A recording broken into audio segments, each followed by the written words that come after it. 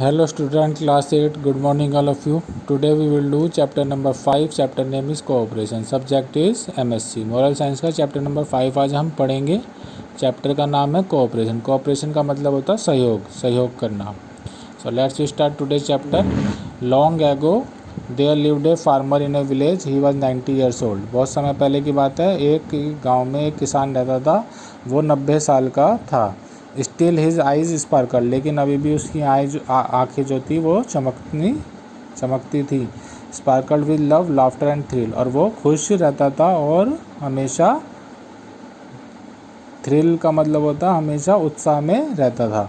He always spend his life in A cheerful manner, वो हमेशा अपनी लाइफ को खुशी खुशी व्यतीत करता था. He was a kind hearted man, वो बहुत दयालु स्वभाव का व्यक्ति था, बहुत दयालु था. One day an angel who was happy with this old man made to visit him. एक बार एक एंजल का मतलब परी उससे मिलने आती है जो उसकी लाइफ से, जिस तरह से उसने अपनी लाइफ जी होती है खुशी खुशी, तो उससे वो बड़ी खुश होती है और वो उससे मिलने आती है. She wanted to grant him a wish, वो उससे कहती है कि मैं तुमको एक वरदान देना चाहती हूँ. Therefore she asked the old man, if you had one wish what would it be, अगर तुमको मैं कहूँ कि मैं तुम्हारी एक इच्छा पूरी कर सकती हूँ तो वो इच्छा क्या होगी. The farmer could have wished for anything under the sun. Instead he said to the angel, I am happy with the way I live every day. तो जो किसान होता है, किसान उससे कहता है कि एंजल से कि मैंने जिस तरह से अपनी जीवन जिया है मैं उससे बहुत खुश हूँ. But if you are pleased then I would like to see heaven, लेकिन फिर भी तुम मुझसे खुश हो और मुझे एक वरदान देना चाहती हो तो मैं एक बार मरने से पहले एक बार हेवन स्वर्ग देखना चाहता हूँ और नर्क देखना चाहता हूँ मरने से पहले. बिफोर आई डाई, मैं मरने से पहले अगर तुम इस तरह का मुझे कोई वरदान दे सकती हो. Can you grant the wish, can you grant the wish का मतलब कि अगर तुम मुझसे इस तरह का वरदान दे सकती हो तो मुझे वरदान चाहिए, मेरी ये इच्छा पूरी करो कि मुझे मरने से पहले एक बार स्वर्ग भी देखना है और एक बार नर्क भी देखना है. क्या तुम मेरी इच्छा पूरी कर सकती हो. The angel agreed and took the old man to help first. जो एंजल होती है, जो परी होती है, वो मान जाती है और उस ओल्ड मैन को, बूढ़े आदमी को सबसे पहले नर्क में ले जाती है.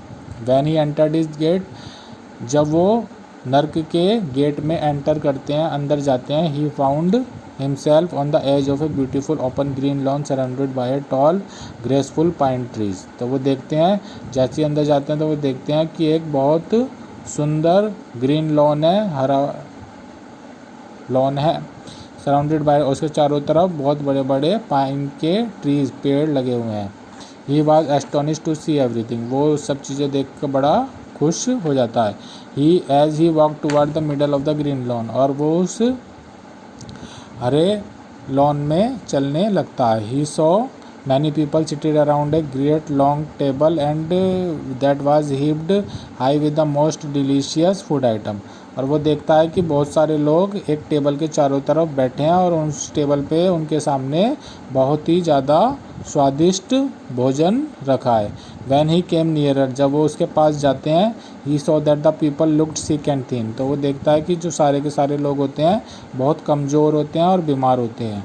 As if they had not eaten for so many days, और ऐसा लगता है कि उन्होंने काफ़ी दिनों से कुछ भी नहीं खाया होता. Then he notice that the people arm were locked straight so that they could not bend them. तो वो देखता है कि इनके सामने इतना स्वादिष्ट भोजन रखा है और फिर भी ये कमज़ोर लग रहे हैं, ऐसा लगता है कि इन्होंने बहुत दिनों से नहीं खाया. तो वो पास जाके देखता है कि क्या कारण है. जब वो पास जाता है तो वो देखता है उन सारे लोगों के जो हाथ होते हैं वो एक सीधी लकड़ी से बंधे हुए होते हैं. दे आर्म्स वर लॉक्ड स्ट्रेट, जो उनके जो बाजुएं होती हैं वो सीधी बंधी हुई होती हैं और वो मुड़ नहीं सकती थी. They could not bend them, वो जो बाजुएं हैं वो मुड़ नहीं सकती थी. It was impossible for these people to feed them self. अब जब बाजुएं मुड़ नहीं सकती तो ये बहुत ही मुश्किल कार्य था, लगभग नामुमकिन कार्य था कि आप खाना खा, क्योंकि खाना खाते हुए हमें अपनी बाजू को मोड़ना पड़ता है, लेकिन उनकी बाजू जो थी वो सीधी बंधी हुई थी तो वो खाना नहीं खा सकते थे. The old man thought this is truly hello, वो कहता है कि ये सच में नर्क है कि आपके सामने इतना स्वादिष्ट भोजन रखा है लेकिन फिर भी आप उसको नहीं खा सकते. Hesitantly, he returned to the angel and requested her to make him see the heaven. अब वो दोबारा से परी के पास वापस आता है और उसे कहता है कि अब मुझे स्वर्ग देखना है. The angel took the old man to the heaven. जो एंजल होती है, परी होती है, फिर से उस बूढ़े आदमी को स्वर्ग में ले जाती है. Soon they arrived near the gate of the. जब वो स्वर्ग के गेट के पास जाते हैं, here to the old man found himself on the edge of a beautiful open green lawn. फिर से उसको वही दृश्य दिखाई देता है. स्वर्ग के अंदर भी एक बहुत सुंदर ग्रीन लॉन होता है, सराउंडेड बाय टाइल. चारों तरफ बहुत बड़े बड़े पाइन के ट्रीज होते हैं. He walk toward in the middle of green lawn. फिर से वो ग्रीन लॉन के बीच में से जाता है. एंड सॉ मैनी पीपल, और देखता है कि बहुत सारे लोग एक बड़ी सी टेबल के चारों तरफ बैठे हैं और उनके सामने भी बहुत सुंदर और स्वादिष्ट भोजन रखा हुआ है. एज ही ड्रॉ नियरर, जब वो वापस उन लोगों के पास जाता है, टेबल के पास जाता है.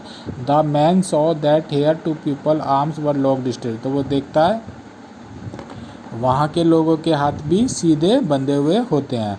सो that they could not bend, और उनके हाथ भी नहीं मुड़ सकते थे. उनके हाथ भी सीधे बंधे होते हैं, उनके हाथ भी नहीं मुड़ सकते थे. Yet these people were smiling and laughing. लेकिन फिर भी वो लोग खुश होते हैं और हंस रहे होते हैं.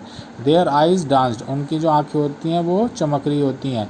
With they seem joyful contented. और वो बड़े खुश नज़र आते हैं.